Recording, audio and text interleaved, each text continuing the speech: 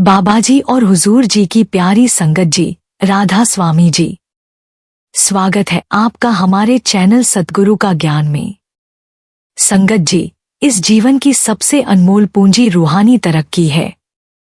यह कोई ऐसी दौलत नहीं जो आंखों से दिखाई दे या दुनिया के सामने दिखावा की जाए, बल्कि यह वह आंतरिक खजाना है जो आत्मा के साथ जन्मों जन्मों तक चलता है। मकान, गाड़ियां, मान सम्मान जैसी भौतिक वस्तुएं समय के साथ मिट जाती हैं, लेकिन जो सच्ची कमाई भीतर होती है वह न केवल आत्मा को ऊंचाई देती है, बल्कि हमारे कर्मों के लेखे जोखे को भी सुधार देती है। बाबा जी बार बार समझाते हैं, रूहानी अनुभवों को भीतर ही हजम करो, उन्हें संभालो, उन्हें अपनी सांसों में उतारो। अब सवाल उठता है, हजम करना असल में है क्या? इसका मतलब है अपने अनुभवों को दिल के भीतर सहेजना, उन्हें अपने जीवन का हिस्सा बनाना, न कि उन्हें दुनिया में बताकर प्रभावित करने या दिखावे का साधन बना देना। अक्सर हम एक बड़ी भूल कर बैठते हैं। जैसे ही कोई रूहानी अनुभव होता है, हम उसे तुरंत दूसरों से साझा करने लगते हैं, उस पर गर्व महसूस करते हैं या आत्म प्रदर्शन का साधन बना लेते हैं। और यहीं से रूहानी तरक्की की गाड़ी धीमे धीमे रुकने लगती है। जो अनुभव हमें भीतर से बदलने आए थे, वे अहंकार की भेंट चढ़ जाते हैं। जो ऊर्जा आत्मा को मजबूत करने के लिए भीतर टिकनी चाहिए थी, वह बाहर बहकर खो जाती है। धीरे धीरे लगता है कि अनुभव गहरे नहीं हो रहे, मन फिर से भटकने लगा है और हम सोच बैठते हैं, क्या गुरु की कृपा रुक गई? संगत जी, कृपा कभी रुकती नहीं, पर हमारा पात्र ऐसा बन जाता है कि कृपा ठहर नहीं पाती। इस वीडियो में हम विस्तार से समझेंगे वे कौन सी गलतियां हैं जो हमारी रूहानी यात्रा में रुकावट डाल देती हैं, किन कारणों से हमारी अंदरूनी तरक्की ठहर जाती है और कैसे इनसे बचकर हम अपनी साधना को फिर से गहराई में ले जा सकते हैं। संगत जी, निवेदन है, इस वीडियो को अंत तक जरूर सुनें। क्या पता आज की एक बात ही आपकी रूहानी यात्रा को एक नई दिशा, एक नया मोड़ दे दे। और हाँ संगत जी, अगर आप हमारे चैनल सतगुरु का ज्ञान पर नए हैं तो कृपया सब्सक्राइब जरूर करें, ताकि बाबा जी की अमूल्य शिक्षाएं आपके जीवन में निरंतर पहुंचती रहें। संगत जी, जब कोई साधक प्रेम, श्रद्धा और पूर्ण समर्पण के साथ भजन सुमिरन में डूबता है, तो ऐसी घटनाएं घटती हैं जो सामान्य बुद्धि की सीमा से परे होती हैं। जब हम पूरे दिल की सच्चाई से अभ्यास करते हैं और अपनी रूह को शब्दधुन में पूरी तरह लय कर देते हैं, तो भीतर एक अद्भुत शक्ति सक्रिय हो जाती है। कभी लाइलाज बीमारी चमत्कारिक रूप से मिट जाती है, डॉक्टर जवाब दे देते हैं, लेकिन जीवन फिर लौट आता है। कभी जहां सारी उम्मीदें टूट जाती हैं, वहां नाम की ताकत नया रास्ता बना देती है। ये केवल संयोग नहीं, बल्कि नाम की अपार शक्ति के जीवंत प्रमाण हैं। लेकिन संगत जी, यहाँ एक गहरी बात समझने योग्य है, ये चमत्कार हमारे साधना का लक्ष्य नहीं, बल्कि उसका फल है। यदि हमारा उद्देश्य केवल इन परिणामों को पाना हो, तो हम अपनी राह खो बैठेंगे। बाबा जी अक्सर कहते हैं, नाम जपो, लेकिन फल की इच्छा मत करो। फल तो अपने आप मिलेगा, पहले पात्र बनो। जब हम प्रेम से और बिना किसी अपेक्षा के सुमिरन करते हैं, तब भीतर से रूह निखरने लगती है, मन शांत हो जाता है और चमत्कार तो मानो इस प्रेम यात्रा में खिले फूलों की प्राकृतिक खुशबू की तरह अपने आप फैल जाते हैं। इसलिए अभ्यास करते समय मन को केवल मालिक की ओर मोड़िए, अनुभव पाने की लालसा को छोड़िए और प्रेम में पूरी तरह डूब जाइए, क्योंकि तब अनुभव अपने समय पर स्वयं आकर मिलेंगे। चमत्कारों पर ठहरने के बजाय उनके पीछे जो परम शक्ति है, उसके चरणों में समर्पण कीजिए। याद रखिए, असली कमाई अनुभव नहीं, अभ्यास है। अनुभव आते जाते रहेंगे, लेकिन अभ्यास ही वह पुल है जो हमें मालिक तक पहुंचा सकता है।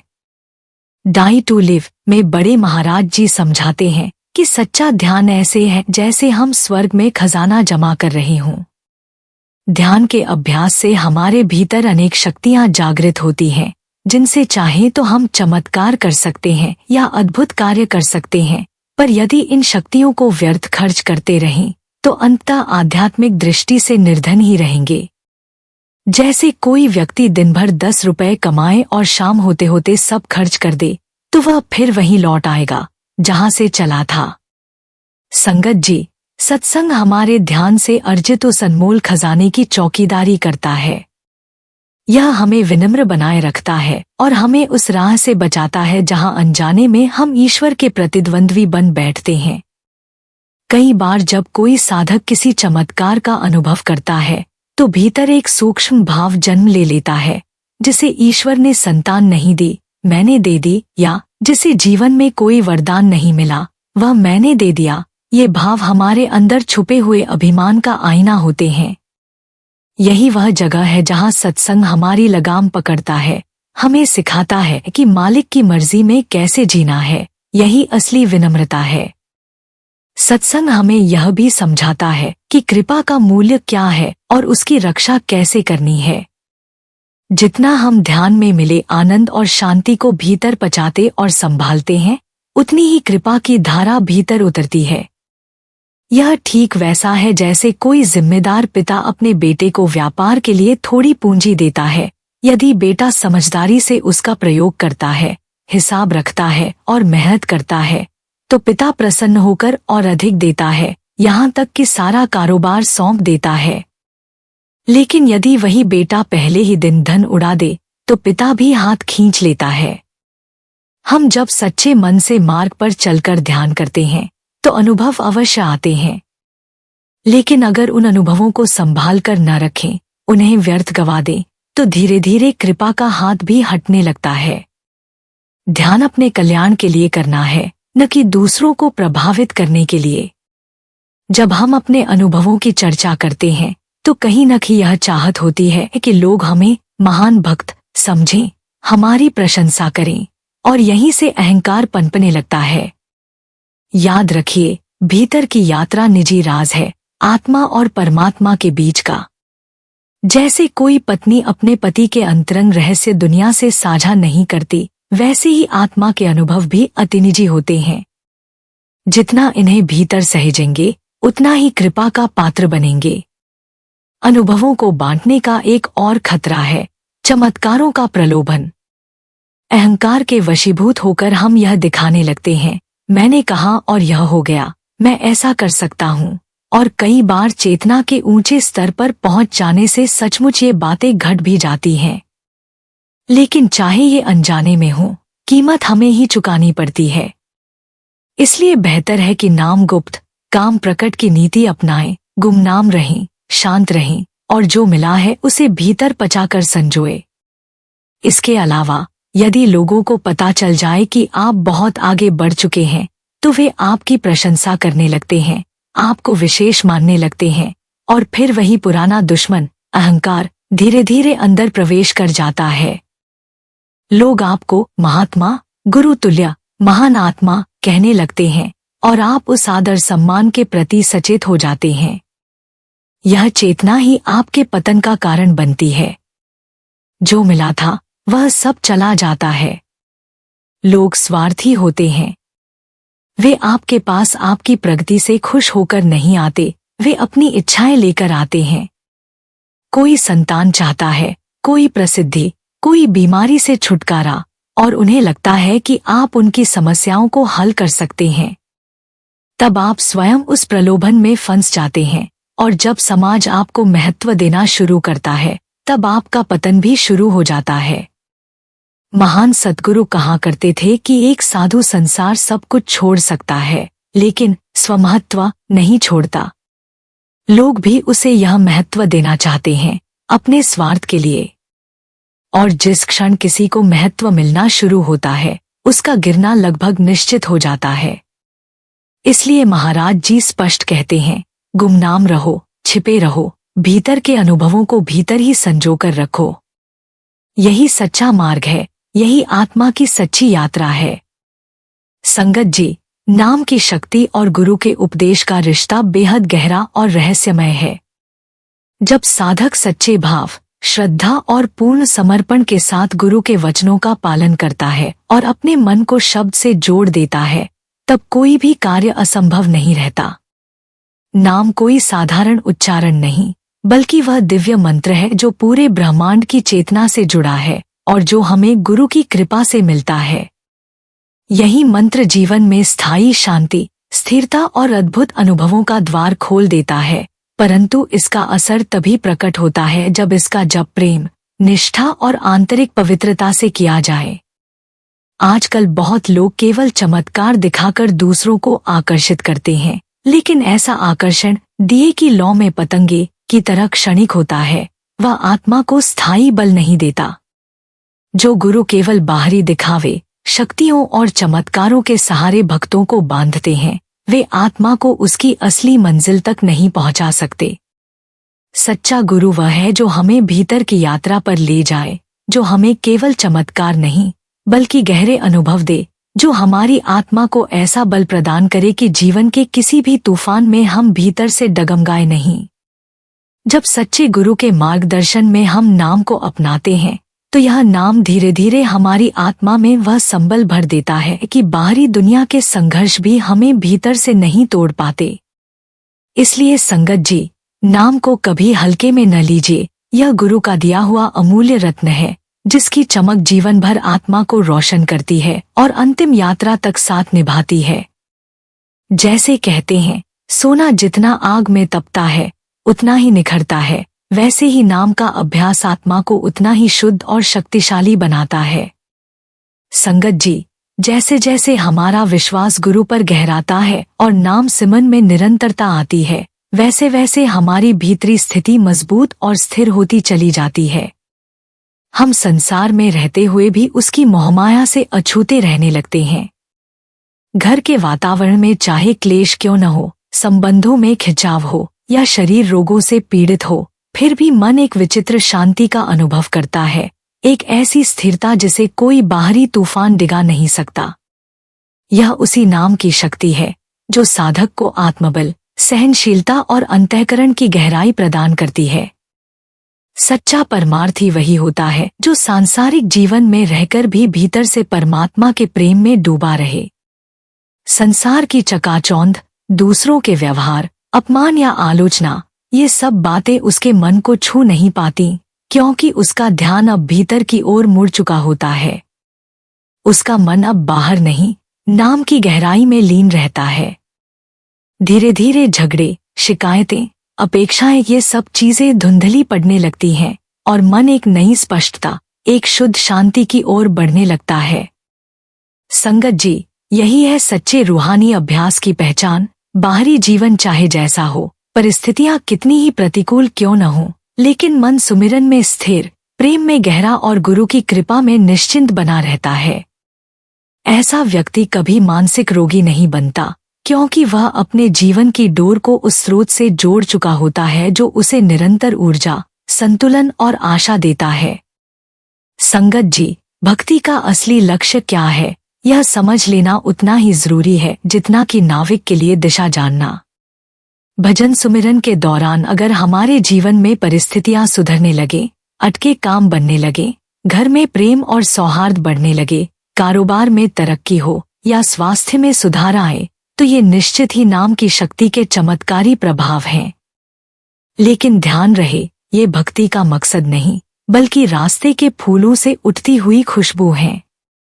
असली लक्ष्य तो एक ही है, आत्मा का परमात्मा से मिलन, उस शब्दधुन का अनुभव जिसे सुनने के लिए हमें जन्म मिला है, और उस दिव्य ज्योति का दर्शन जो केवल गुरु कृपा से भीतर प्रकट होती है। अक्सर साधक जब बाहरी सुख मिलने लगते हैं तो सोच बैठते हैं, अब तो मंजिल मिल गई। लेकिन संगत जी, यही वह मोड़ है जहां कई लोग रास्ता भटक जाते हैं। भक्ति का उद्देश्य कभी भी केवल सांसारिक सुविधा नहीं हो सकता। उसका परम लक्ष्य है उस अनहद धुन को सुनना, उस सूक्ष्म ज्योति को देखना जो हमारे अस्तित्व का मूल है, और उस गुरुस्वरूप से मिलना जो हर स्तर पर हमारा हाथ थामे हुए है। इसलिए भजन करते समय परिणामों पर मत रुकिए, भीतर गहराई में उतरिए, जहां केवल शांति है, केवल ज्योति है, केवल प्रेम है। संगत जी, एक और भूल हम अक्सर करते हैं, जैसे ही कोई समस्या हल होती है, मनोकामना पूरी होती है या चमत्कार होता है, हम तुरंत गुरु की तस्वीर के सामने अगरबत्ती जलाने, फूल चढ़ाने और बाहरी पूजा में लग जाते हैं। यह भावना गलत नहीं, पर अधूरी है।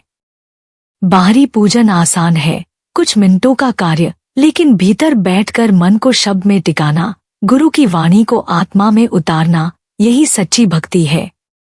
हम प्रायः वह रास्ता चुनते हैं जो सरल तो लगे पर सच्चा न हो, जबकि परमात्मा का मार्ग सरल नहीं बल्कि सच्चा होता है। बाहरी आराधना थोड़ी देर के लिए सुकून देती है, लेकिन स्थायी सुख केवल आंतरिक अनुभव से आता है। गुरु हमें केवल पूजने के लिए नहीं, बल्कि बदलने, जगाने और परम साक्षात्कार की ओर ले जाने के लिए आते हैं। यदि हम केवल फोटो पूजते रहें और अभ्यास छोड़ दें, तो यह वैसा ही है जैसे कोई खेत में बीज ही ना डाले और केवल पूजा करके फसल की उम्मीद करे। सच्चा पूजन तो तब है जब हम अपने भीतर गुरु की उपस्थिति को महसूस करें, उनके वचनों को जीवन में उतारें और रोज उस नाम सुमिरन में बैठें जिसमें आत्मा की असली खुराक छिपी है। क्योंकि तस्वीर का चेहरा बदलता नहीं, लेकिन भीतर का गुरु हमारी चेतना को बदल देता है। वही सच्ची भक्ति है, वही आत्मिक उन्नति की राह है। संगत जी, चारों युगों में अगर कोई युग सबसे छोटा और सबसे कठिन माना गया है, तो वह है कलियुग। यह युग अज्ञान, अशांति, द्वेष और माया के प्रभाव से भरा हुआ है। लेकिन यही वह युग भी है जिसमें परमात्मा की कृपा सबसे सरल और सहज हो जाती है। कलियुग की विशेषता यह है कि इसमें भक्ति का मार्ग अत्यंत आसान है, न कठिन तप की जरूरत, न भारी भरकम यज्ञ और न ही जटिल पूजा पद्धतियां। सतयुग में तप, त्रेता में यज्ञ, द्वापर में मूर्ति पूजा मुख्य साधन थे, परंतु कलियुग में केवल एक ही सीधा और सच्चा उपाय है, नाम सिमरन। यही वह चाबी है जिससे आत्मा परमात्मा के द्वार तक पहुंच सकती है। इस युग में परमात्मा स्वयं गुरु रूप में हमारे बीच आते हैं। वे हमारी भाषा, हमारे स्तर पर हमें समझाते हैं कैसे मन को काबू में किया जाए, कैसे नाम में टिकाव आए और कैसे भीतर की अनहद धुन से जुड़कर साक्षात दर्शन किया जा सके। गुरु केवल कोई शिक्षक नहीं होते, बल्कि वह जीवित सेतु होते हैं जो आत्मा को इस किनारे से उस पार ले जाते हैं। इसलिए संगत जी, कलियुग में हमें एक ही चीज को कसकर थामना है, गुरु का दिया हुआ नाम। यही नाम हमारे जीवन को बदल सकता है, माया से पार करा सकता है और उस प्रेम, उस ज्योति, उस ध्वनि से मिला सकता है जिसकी तलाश में आत्मा जन्मों जन्मों से भटक रही है। इस युग को दोष मत दीजिए, इसे पहचानिए, क्योंकि सबसे कठिन समय में सबसे सरल साधन दिया गया है, नाम सिमरन। संगत जी, आज हमारी जिंदगी भौतिक सुख सुविधाओं में डूबी हुई है। हम स्वादिष्ट भोजन करते हैं, आराम से जीते हैं और जब किसी दुखी को देखते हैं तो नजरें फेर लेते हैं, मानो उसका दुख हमसे कोई संबंध ही नहीं रखता। पर क्या यही है एक भजन करने वाले, नामधारी इंसान का मार्ग? गुरु का दिया हुआ नाम केवल ज़बान से जपने के लिए नहीं होता, बल्कि आत्मा के उद्धार के लिए होता है। लेकिन नामदान मिलने के बाद भी अगर मन भटकता रहे, डर बना रहे, शंकाएं पीछा न छोड़े, तो यह हमारे रूहानी दुर्भाग्य की निशानी है।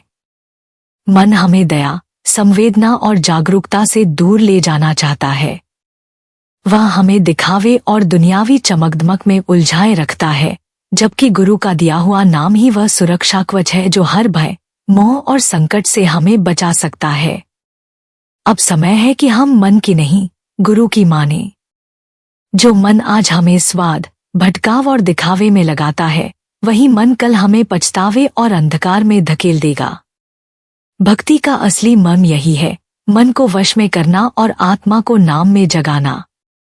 संगत जी, जिस क्षण किसी को गुरु का नाम मिलता है, उसी क्षण आत्मा का एक नया जन्म होता है। उस पल से साधक की यात्रा एक नए मार्ग पर शुरू होती है, जहां उसे मन की चंचलता से ऊपर उठकर स्थिरता की ओर बढ़ना है। नाम मिलने के बाद मन को यह अटूट विश्वास हो जाना चाहिए कि अब चाहे कुछ भी हो जाए, मेरा कोई अहित नहीं हो सकता, क्योंकि जिस आत्मा को गुरु का नाम मिल गया, उसका रक्षण अब स्वयं गुरु करते हैं। जब यह भाव भीतर दृढ़ हो जाए, तो फिर न शरीर का भय रहता है, न धन का मोह और न ही रिश्तों का बंधन, क्योंकि आत्मा जान लेती है कि उसकी सबसे बड़ी पूंजी अब नाम है। संगत जी, जो लोग गुरु के महत्व को नहीं पहचानते, उनके लिए मन ही सबसे बड़ा विरोधी बन जाता है। ऐसे लोग नाम प्राप्त करने के बाद भी भय में जीते हैं, संदेहों में उलझे रहते हैं और जरा सी परिस्थिति में हिल जाते हैं। इसका अर्थ यह है कि नाम तो मिला, लेकिन उस पर भरोसा अभी जन्मा नहीं। जब तक भीतर यह अटल विश्वास न हो कि गुरु का दिया नाम ही मेरा सहारा है, यही मेरी नैया है, यही मेरा दीपक है, तब तक असली भक्ति की शुरुआत नहीं होती। सच्ची भक्ति तभी जागती है जब मन पूरी तरह समर्पित हो जाए, जब भीतर यह अनुभव गूंजने लगे कि अब मैं अकेला नहीं, मेरा गुरु मेरे साथ है और उसका नाम मेरा कवच है। फिर साधक न मृत्यु से घबराता है, न विपत्ति से, न अकेलेपन से, क्योंकि उसके अंदर एक स्थायी शरण बन चुकी होती है, गुरु पर पूरा विश्वास और नाम पर अडिग आस्था।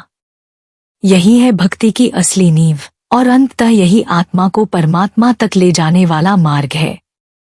संगत जी, हमारे भीतर 5 ऐसे बड़े दुश्मन रहते हैं जो हर पल हमें भक्ति के रास्ते से हटाने में लगे रहते हैं।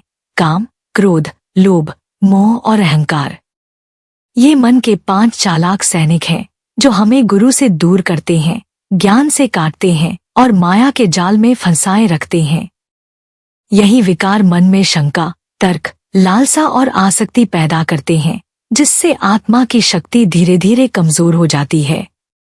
जब तक ये मन पर राज करते हैं, तब तक नाम जपते हुए भी भीतर शांति नहीं आती, क्योंकि ये विकार लगातार भीतर को अशांत रखते हैं। इनसे छुटकारा पाने का एक ही उपाय है, नाम सिमरन। जब मन सच्चे प्रेम और समर्पण के साथ गुरु के दिए नाम में रमता है, जब आत्मा शब्द से जुड़ जाती है, तो ये 5 दुश्मन एक एक करके हार मानने लगते हैं। नाम की अग्नि इतनी प्रबल है कि यह भीतर की मैल को भस्म कर देती है। नाम में टिके मन में इच्छाएं खत्म हो जाती हैं, क्रोध शांत हो जाता है, लोभ ढीला पड़ जाता है, मोह का बंधन टूट जाता है और अहंकार समर्पण में बदल जाता है। इसलिए संगत जी, अगर हम सच में गुरु के चरणों तक पहुंचना चाहते हैं, तो सबसे पहले इन 5 शत्रुओं को पहचानें और उनसे बचने के लिए नाम सिमरन को अपने जीवन का केंद्र बना लें। जब तक ये 5 मन के राजा हैं, भक्ति केवल एक आदत भर है, लेकिन जब नाम मन का राजा बन जाए, तब यही भक्ति आत्मा की मुक्ति का मार्ग बन जाती है। संगत जी, आज के समय में आत्मा को भीतर से खोखला करने वाली एक और बड़ी बीमारी है ईर्ष्या, कुंठा और असंतोष। किसी के सुंदर घर को देखकर जलन, किसी के वस्त्र देखकर हीन भावना, या किसी के परिवार और जीवन साथी को देखकर मन में कमी का भाव आना, ये सब इस बात के संकेत है कि हमारा मन माया में खिंच रहा है और आत्मा से दूर हो रहा है। पर सच्चा साधक जानता है कि यह सब यहीं रह जाने वाला है। जब यमराज बुलाते हैं तो न महल साथ जाता है, न सोना चांदी, न कपड़े, न कोई रिश्ता, वहां सिर्फ कर्म और सिमरन ही साथ चलते हैं। इसलिए हमें अपने वर्तमान पर ध्यान देना चाहिए, न कि दूसरों की जिंदगी से तुलना करके अपने मन को और उलझाना। दूसरों की खुशी देखकर जलन करना आत्मा के लिए जहर के समान है। यह सोच को बिगाड़ता है, मन को गिराता है और शांति छीन लेता है। जिन्हें जो मिला है वह उनके लिए उचित है, और जो हमें मिला है उसमें संतोष रखना ही असली सुख है। संतोष वह अनमोल खजाना है जो आत्मा को भीतर से भर देता है। संत महापुरुष बार बार कहते हैं, जो है उसमें प्रभु को पहचानो। जब यह सत्य दिल में उतर जाता है कि सब कुछ अस्थायी है, तब न ईर्ष्या बचती है, न कुंठा, न संतोष, भीतर केवल शांति रह जाती है, और यही शांति हमें प्रभु के करीब ले जाती है। इसलिए संगत जी, जब भी मन किसी और के सुख को देखकर डगमगाए, तो भीतर से कहिए, हे प्रभु, तू जो देता है वही मेरे लिए श्रेष्ठ है। यही भाव हमें आत्मिक ऊंचाई पर ले जाता है। संगत जी, यह शरीर वास्तव में ज्ञान का दीपक नहीं, बल्कि अज्ञान का निवास है। यही कारण है कि हम बार बार संसार के चक्र में फंसते हैं, और इस अज्ञानता का संचालन करता है मन।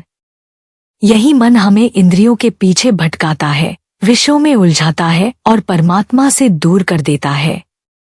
परंतु यही मन यदि नाम में टिक जाए तो वही हमें मुक्ति के मार्ग पर पहुंचा सकता है। हमारे पास 5 ज्ञानेंद्रियां हैं, आंखें, कान, नाक, जीभ और त्वचा, जो विषय भोग में डूबी रहती हैं।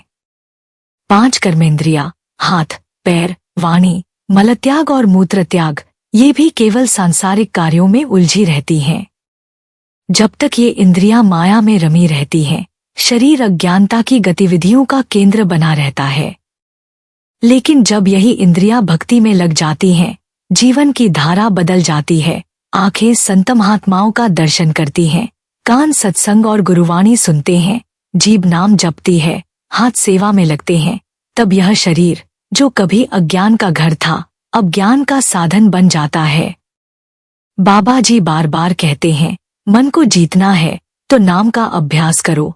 नाम ही वह शक्ति है जो अज्ञान के पर्दे को चीर देती है और चेतना को विषयों से हटाकर आत्मा की ओर मोड़ देती है। यह शरीर क्षणभंगुर है, पर इसका वास्तविक उपयोग तभी है जब इसे आत्मिक सेवा का माध्यम बनाया जाए। नाम भजन के बिना मन कभी शुद्ध नहीं होगा और मन के शुद्ध हुए बिना आत्मा जागृत नहीं हो सकती। तो आइए अपनी इंद्रियों को प्रभुचरणों में समर्पित करें और इस अज्ञान के घर को जागृति के मंदिर में बदल दें।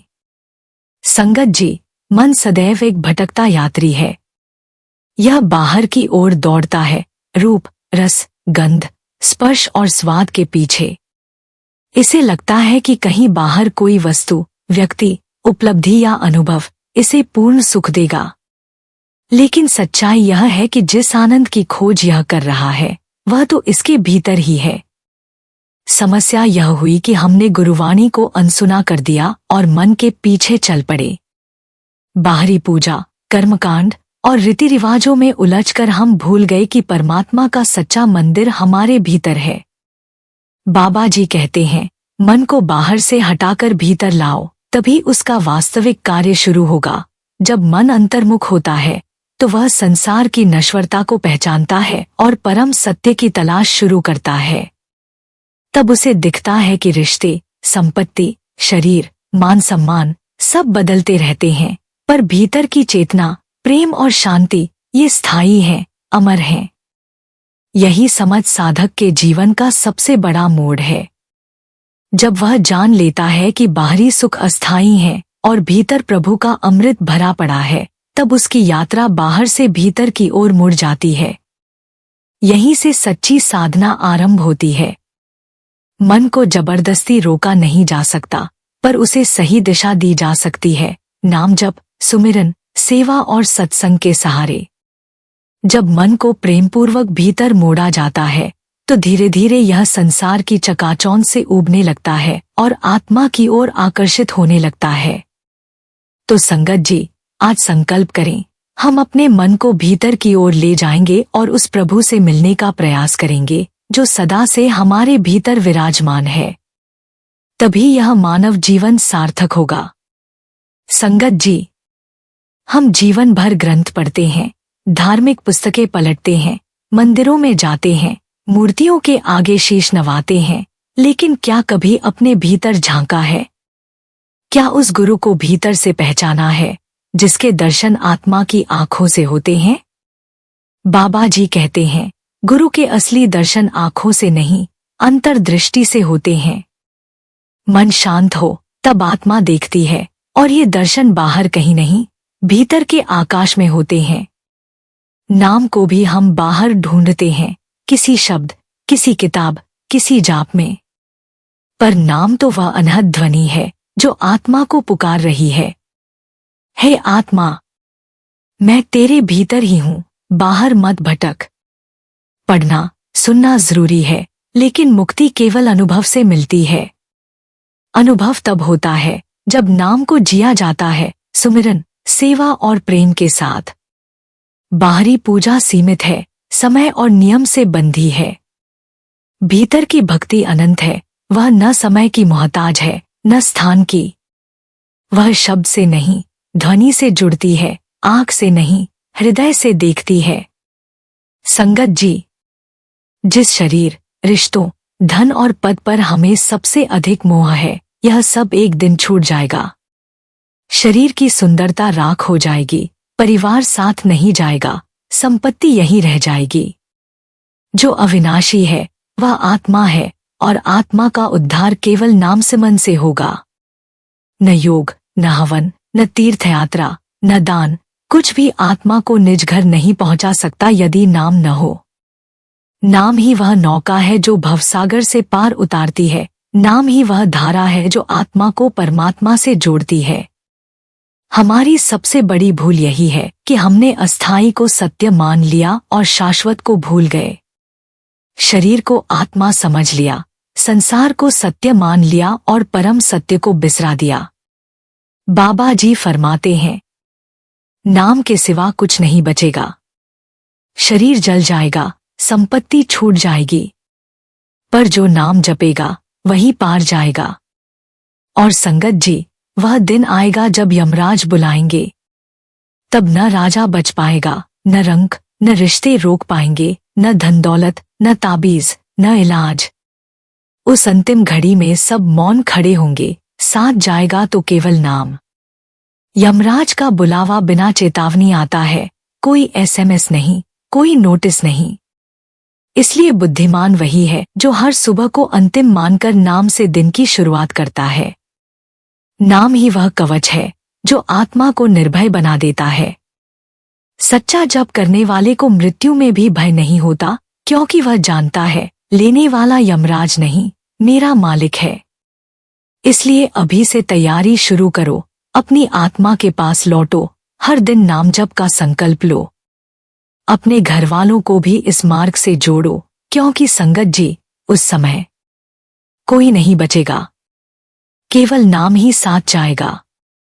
और याद रखो, गुरु के साक्षात्कार इसी जन्म में करने हैं। सबसे बड़ी रुकावट है मैं और मेरी, अहंकार का यह पर्दा गुरु की कृपा को रोक देता है। जब तक मैंने किया, मेरा ज्ञान, मेरी भक्ति जैसी धारणाएं जीवित हैं, तब तक आत्मा का सच्चा मिलन संभव नहीं। समर्पण का अर्थ है सब कुछ गुरु के चरणों में सौंप देना। जब कुछ भी हमारा न रहे, तब भीतर का द्वार खुलता है और गुरु की उपस्थिति अनुभव होती है। यह जीवन अनमोल है, अगले जन्म की कोई गारंटी नहीं। इसलिए आज, अभी, इसी पल से शुरुआत करो, नाम सुमिरन में डूबकर, गुरु के चरणों में पूर्ण समर्पण के साथ। यही उद्धार का एकमात्र मार्ग है। संगत जी, अगर आपको यह वीडियो अच्छा लगे तो आपसे विनती है, इस सत्संग वीडियो को अधिक से अधिक संगत में भेजें, ताकि सब इसका लाभ लें और सद्गुरु की कृपा के पात्र बनें। और संगत जी, जो भी इस चैनल पर नए हैं, कृपया चैनल को सब्सक्राइब करें और कमेंट बॉक्स में राधा स्वामी जी लिखें। राधा स्वामी जी।